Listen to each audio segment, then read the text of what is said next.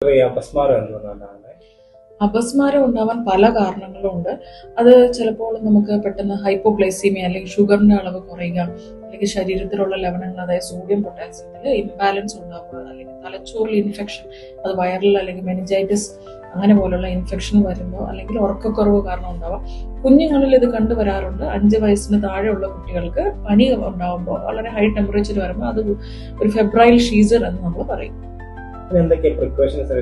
ശ്രദ്ധിക്കേണ്ട കാര്യങ്ങൾ എന്ന് പറയുന്നത്, ഇങ്ങനെ വരുമ്പോൾ തീർച്ചയായും ആ പേഷ്യന്റിന്റെ കയ്യിൽ നമ്മൾ ഷാർപ്പായിട്ടുള്ള ഒബ്ജക്ട്സും, കത്തി, ചാവി അങ്ങനെയുള്ള സാധനങ്ങളൊന്നും കൊണ്ട് വെക്കാതിരിക്കുക. ഒരു എപ്പിസോഡ് അഥവാ വന്നു കഴിഞ്ഞാൽ 3 to 5 മിനിറ്റ്സിൽ അത് സ്റ്റോപ്പ് ആകും. അപ്പൊ തന്നെ ഇമ്മീഡിയറ്റ് നമ്മൾ പേഷ്യന്റിനെ ലെഫ്റ്റ് സൈഡ് തിരിച്ച് കിടത്താൻ ശ്രമിക്കുക. ബലപ്രയോഗം ഒന്നും ചെയ്യരുത്, അല്ലെങ്കിൽ പേഷ്യന്റിന് ഫ്രാക്ചർ വരെ വരാൻ സാധ്യതയുണ്ട്. ലക്ഷണങ്ങളൊക്കെ എങ്ങനെയാണ്?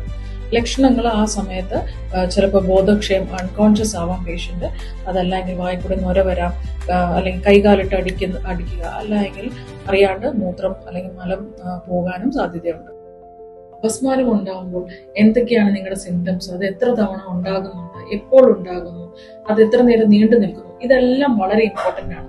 ഇത് കൺഫേം ചെയ്യാൻ വേണ്ടിയിട്ട് EEG, ബ്ലഡ് ടെസ്റ്റ്, പിന്നെ CT സ്കാൻ എന്നിവ ആവശ്യമായി വരുന്നു.